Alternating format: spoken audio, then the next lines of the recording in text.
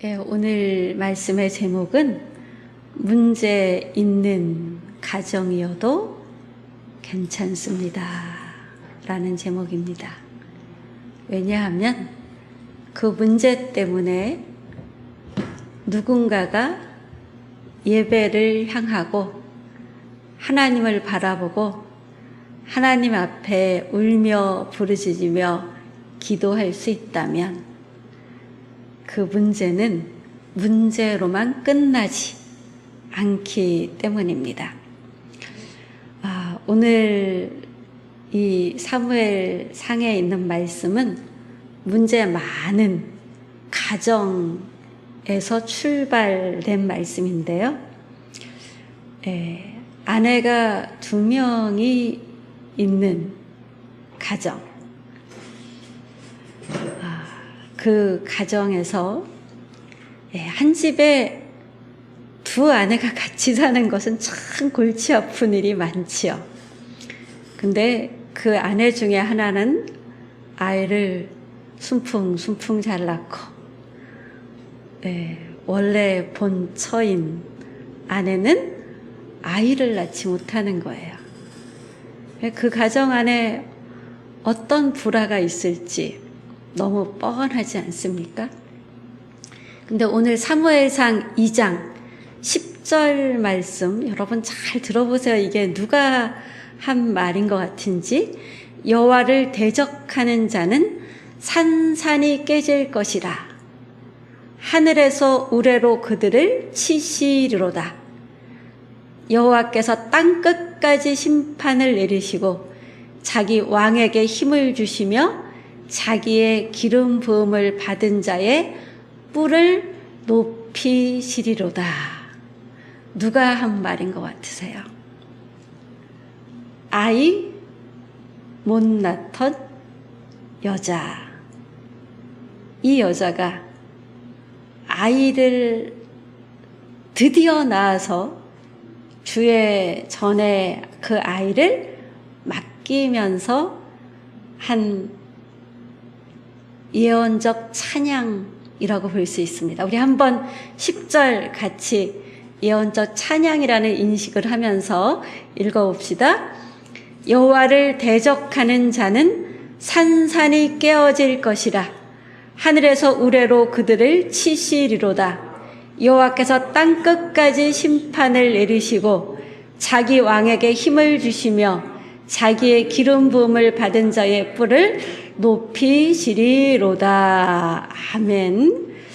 자, 왕이 없던 시대에 이 여인은 이렇게 예언적 찬양을 할 수 있는 여인이 되었고요. 이 예언적 찬양이 사무엘상 전체를 끌고 가는 주제 선언이기도 합니다.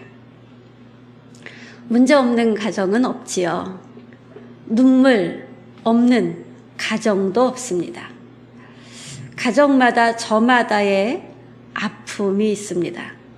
그러나 중요한 것은 문제가 얼마나 크냐가 아니라 또 얼마나 많은 문제들이 있느냐가 아니라 그 문제 앞에서 어디를 향하느냐입니다.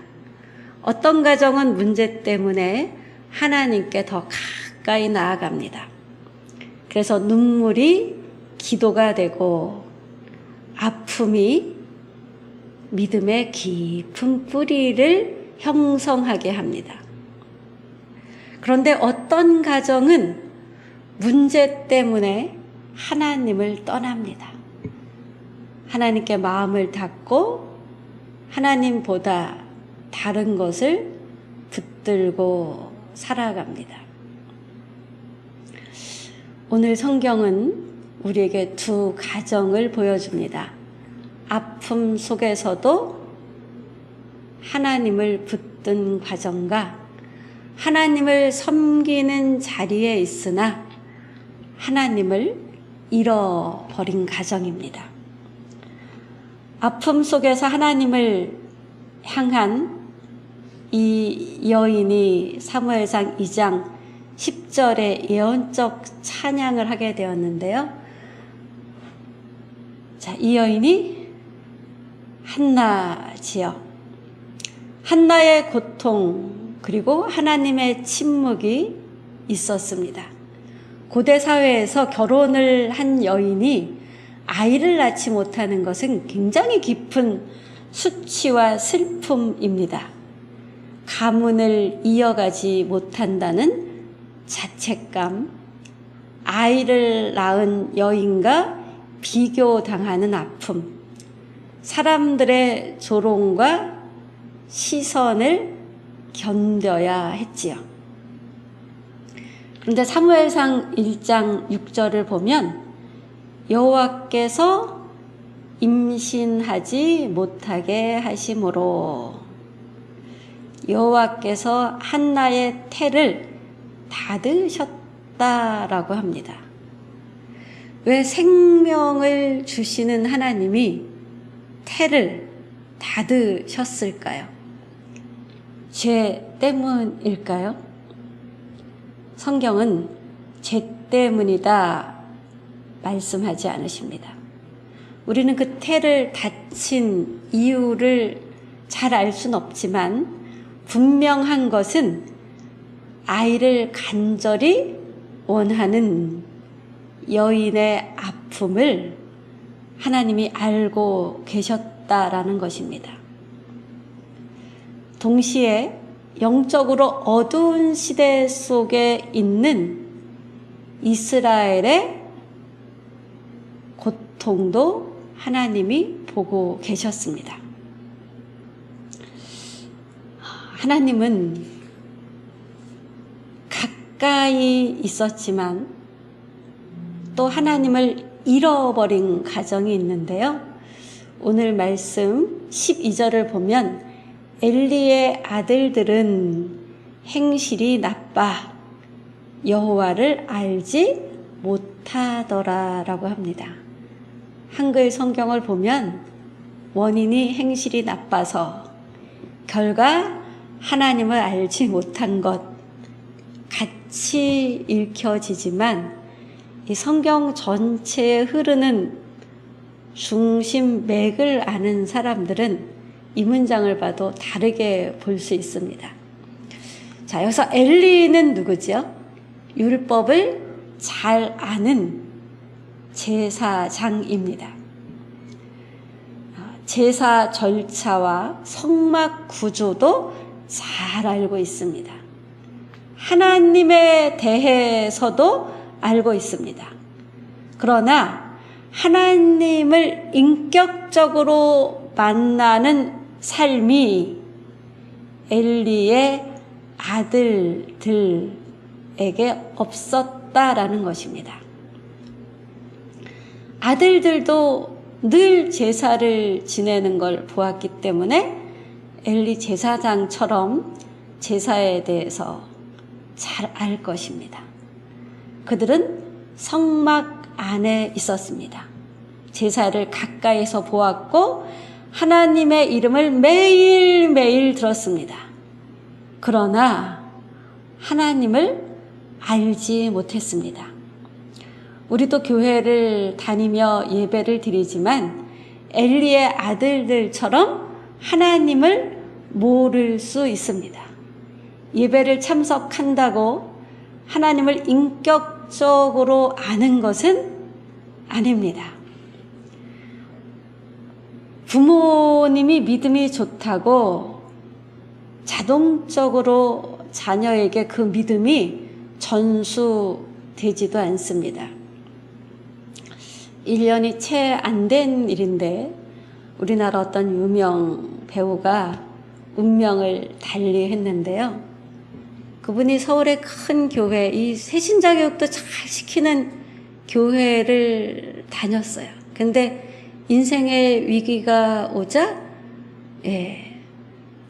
잘못된 선택을 했습니다. 그래서 그 목사님이 이 새신자 교육 굉장히 잘하고 소그룹도 굉장히 강력한 소그룹이 많아서 연약한 사람들을 아주 잘 돌보기도 하는 교회인데, 저는 굉장히 이제 그 분이 그 교회를 다녔기 때문에 쇼크를 먹었어요. 근데 그 분이 아버지가 장로님이셨고 아이를 못 낳아서 목사님한테 기도받고 나온 아들이래요. 근데 그 장성한 아들이 그렇게 떠나면서 이 장로님인 아버지도 너무 충격을 받으셔서 계속 교회를 못 나오시다가 돌아가셨다라고 해요. 그리고 그 타이밍이 그 교회 목회자가 이렇게 교체되면서 좀 교회도 정신이 없는 타이밍이었다고 하는데, 우리 목사들은 도대체 뭘 가르치고 있었을까? 어려운 문제가 있을 때 더 주님 앞에 나오고 더 교회 공동체 속에서 위로받고 새 힘을 얻어야 되는데, 어려운 문제가 생기니까 교회 나오는 게 너무 어려워졌다는 거 아닙니까? 여러분, 정말 좋을 때 교회 안 나오셔도 어려울 때는 꼭 나오십시오. 어려울 때 나와서 누가 욕할까봐 흉볼까봐가 아니라 정말 이 문제 하나님만이 해결해 주실 수 있습니다. 하나님을 붙들고 기도하고 또 입 무거운 사람한테 기도 부탁도 하는, 그러면서 그 어려움을 주님과 함께 이겨나가시면 참 좋겠습니다. 오늘 이 한나의 가정은 맨날 집에서 얼마나 울고불고 싸웠겠어요. 그쵸? 두 여인이 이런 말씀이 있잖아요. 분인나가 한나를 대적으로 여겼다 라는 말씀이 있습니다. 한 여자가 같은 집에 살고 있는데 한 여자를 적으로 여기는 그 집, 눈만 뜨면 괴로운 집 아닐까요? 이 가정은 성막에서 멀리 떨어진 곳에 사는 가정입니다. 길도 좋지 않고 교통편도 좋지 않은데 예배를 온다는 건 참 어려운 일이죠. 하나님께서 이 가정에 한 여인에게는 태를 닫아 두셨다.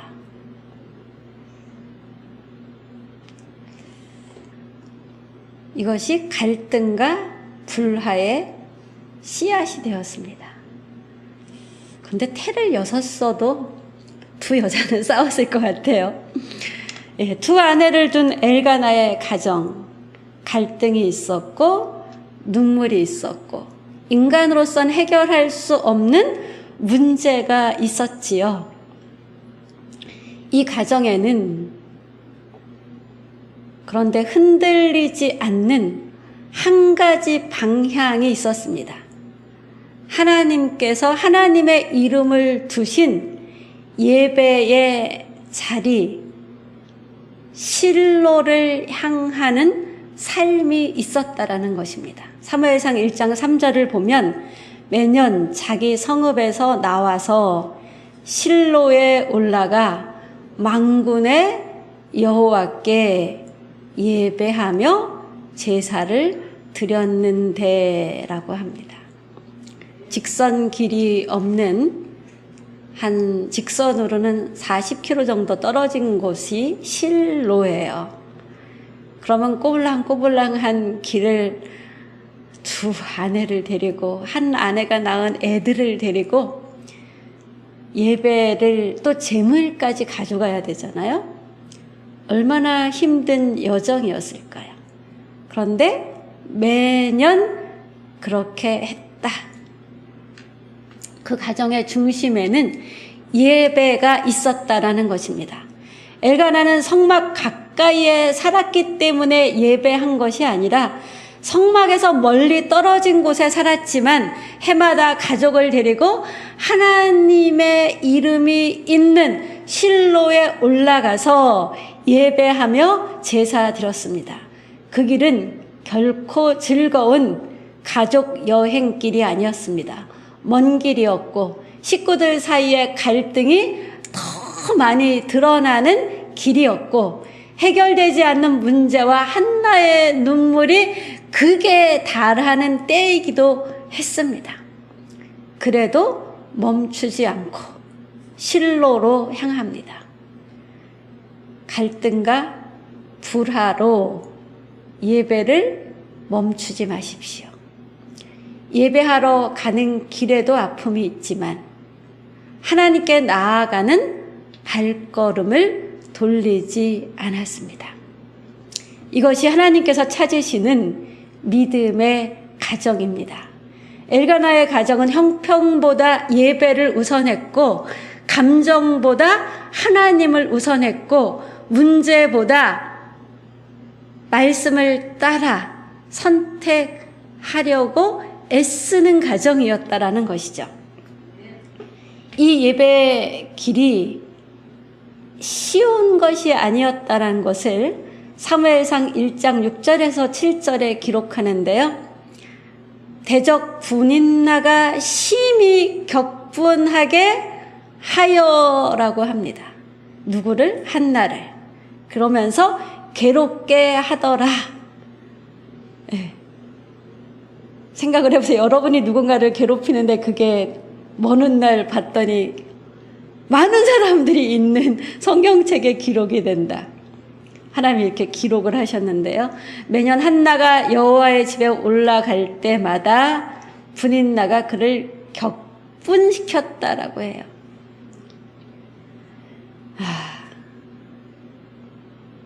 아이를 낳지 못한 한나가 아이를 낳고 고통스럽게 하는 분인나를 대적으로 여겼다. 이렇게 기록하지 않아요. 아이를 낳은 분인나가 한나를 대적으로 대했다. 한나는 말로 표현할 수 없는 아이 없는 아픔을 가지고 있습니다. 그런데도 분인나는 한나를 적으로 여겨 그 아픔을 계속 찌릅니다. 어느 가정이든 이런 가정들, 식구 간의 이런 문제들이 문제 형태는 다르지만 있지요. 두 사람은 매일 같은 집에 살고 같은 식탁에 앉습니다. 매년 같은 길을 걸어 실로로에 올라가서 하나님께 예배하고 제사를 드립니다.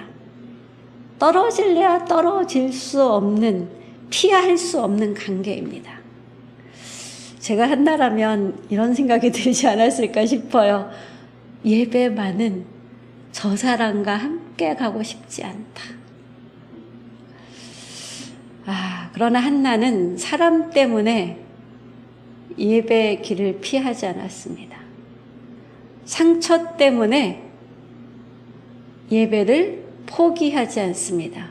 오히려 그 아픔을 갖고 하나님 앞에 나아가서 마치 정신 나간 여자처럼 울며 불며 눈물이 콧물이 범벅이 되어 기도합니다. 이 간절한 기도를 하나님은 헛되게 하지 않았습니다. 이 간절한 기도를 엘리 제사장은 뭐라고 보았죠? 술 취한 술 주정으로 보았습니다. 여러분이 큰 아픔이 있어서 와서 이렇게 기도하는데 제가 여러분한테 술 좀 끊으세요 제발 이런다면 다시 여기 교회 와서 예배 드리겠습니까? 한나는 그랬다라는 거예요. 하나님은 한나의 눈물 뒤에서 어두운 영적 시대를 밝힐 한 가정을 준비하고 계셨습니다. 하나님은 한나의 눈물을 외면하지 않고 그녀의 눈물을 기억하셨습니다. 하나님은 한 여인의 아픔만 해결하는 것이 아니라 그 가정의 기도를 통해 한 시대를 새롭게 열 사람을 준비하고 계셨습니다. 근데 그 사람을 준비하기보다 먼저 하나님은 그 아이를 하나님께 온전히 맡길 부모의 마음을 준비하신 것입니다. 하나님께 맡겨진 이 아이, 같은 성막에서 자랐지만 뭐라고 표현을 하죠? 사무엘상 2장 11절을 보면 그 아이는 엘리 제사장 앞에서 여호와를 섬기니라. 그러나 엘리의 아들들은 행실이 나빠 여호와를 알지 못하더라. 이렇게 대비를 시킵니다. 사무엘은 제사장 엘리 앞에서 자랐습니다. 엘리를 바라보며 산 것이 아니라 엘리 제사장 앞에서 하나님을 바라보았습니다.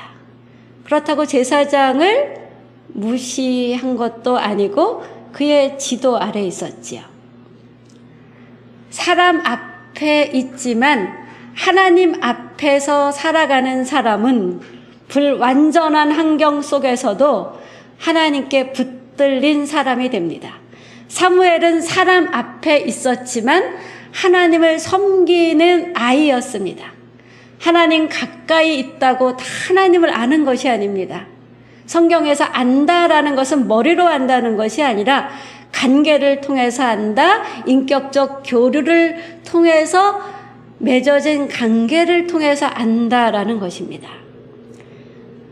사무엘상 2장 26절을 보면 아들이 사무엘이 점점 자라매 여호와와 사람들에게 은총을 더욱 받더라라고 합니다. 하나님께 맡겨진 아이는 하나님 안에서 점점 자라갑니다. 하나님의 시간 안에서 자라고 있다는 것입니다. 사무엘은 성막에서 자란 것이 아니라 하나님 안에서 자랐다라는 것이죠. 그 속에서 하나님과 동행하는 법을 배우며 하나님의 음성을 들으며 자랍니다. 사무엘은 한나의 기도를 들으신 하나님이 주신 아이입니다. 사무엘이라는 이름은 여호와께 구하여 얻은 자라는 뜻인데요. 이 이름에는 한나의 믿음의 고백이 담겨 있죠. 이 아이는 내가 기도해서 얻은 아이입니다. 이건 뭐죠? 내 힘으로 얻은 아이입니다. 이런 의미인데 하나님이 구하여서 얻게 하신 여호와께 구하여 얻은 자, 하나님께서 들으시고 주신 아이라는 의미가 있는 것입니다. 오랫동안 기다렸고 눈물로 기도하여 얻은 아이였지만 한나는 사무엘을 자기 소유처럼 붙들지 않았습니다. 하나님께서 주신 아이이기에 하나님께 맡깁니다. 아이를 덜 사랑해서가 아닙니다. 너무 아이를 사랑했기에 부족한 내가 아는 생명의 주인이신 하나님이 계신 곳 실로의 성막에 이제 젖된 아이에게 1년 동안 입을 옷을 마련해서 성막에 놓고 그 아이를 떠나면서 한나가 한 예언적 찬양이 아까 10절입니다. 하나님에 대한 전적인 신뢰 속에서 아이를 맡긴 것이죠. 사무엘이 머문 성막은 가정보다 편한 곳이 아닙니다. 어머니 품보다도 따뜻하지 않은 곳입니다. 잠자리 역시 불편합니다. 어린아이가 부모와 떨어져 낯선 곳에서 생활하는 것은 그냥 그 자체로 어렵습니다. 그럼에도 엘가나와 한나는 사무엘을 실로로 데려가 하나님께 맡겼습니다. 엘가나와 한나의 믿음은 어떤 믿음이었을까요?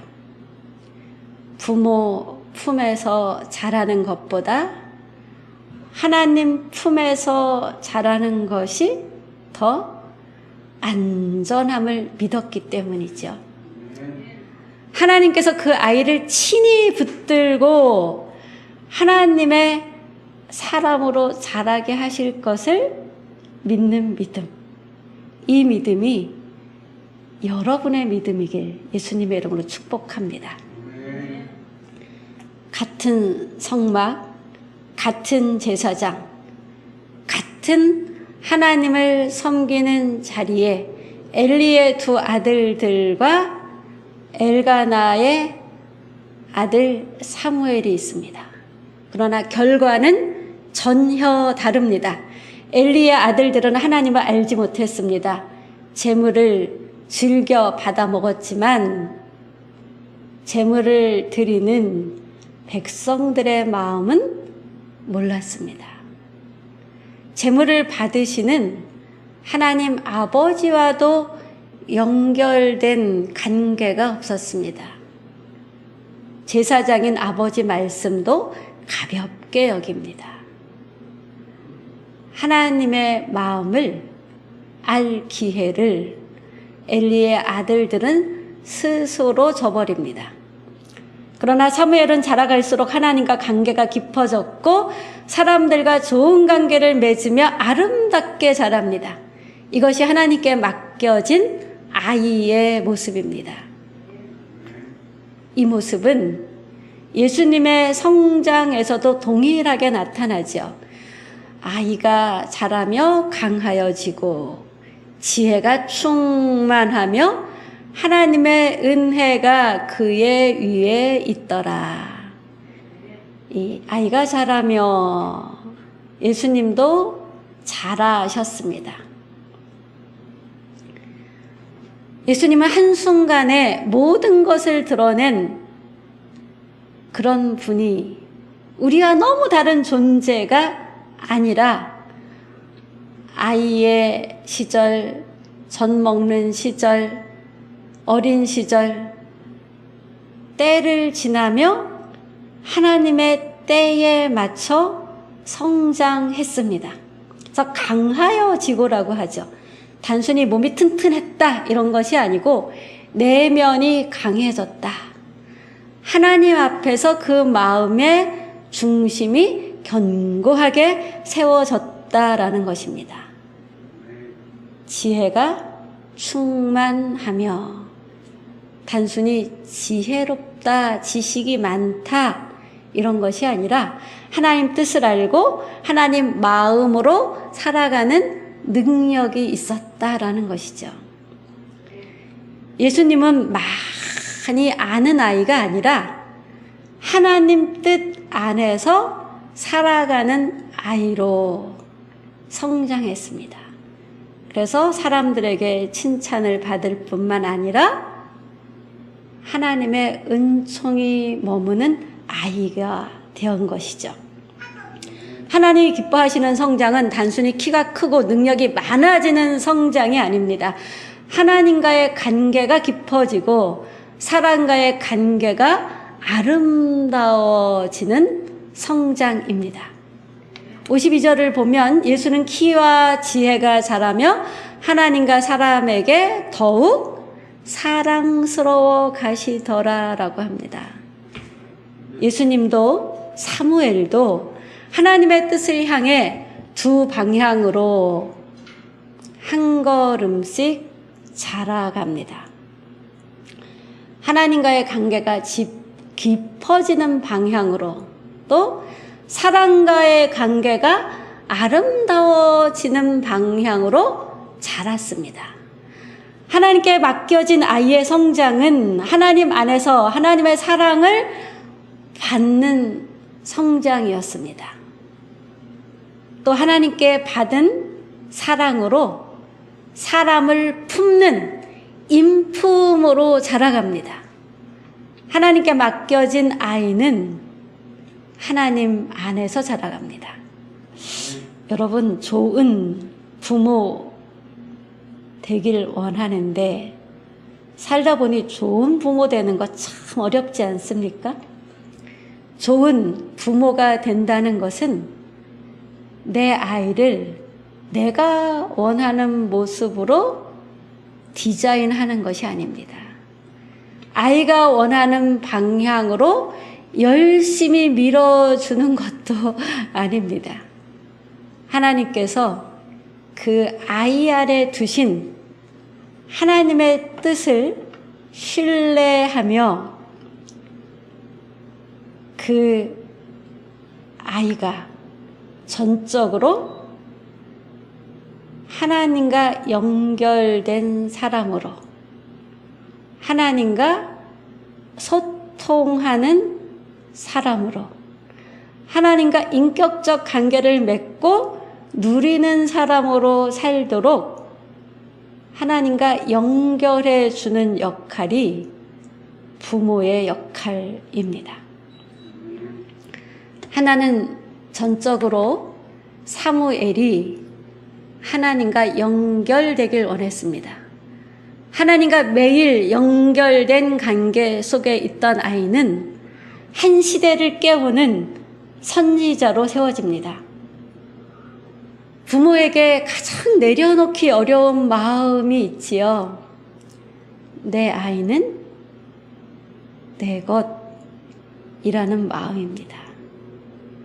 사랑하기 때문에 붙들고 책임감 때문에 놓지 못하는 것도 사실이지만 하나님 뜻보다 부모의 뜻을 앞세울 때 우리는 사랑이라는 이름으로 책임이라는 이름으로 하나님 안에서 자라갈 아이의 인생의 발목을 잡을 수 있습니다.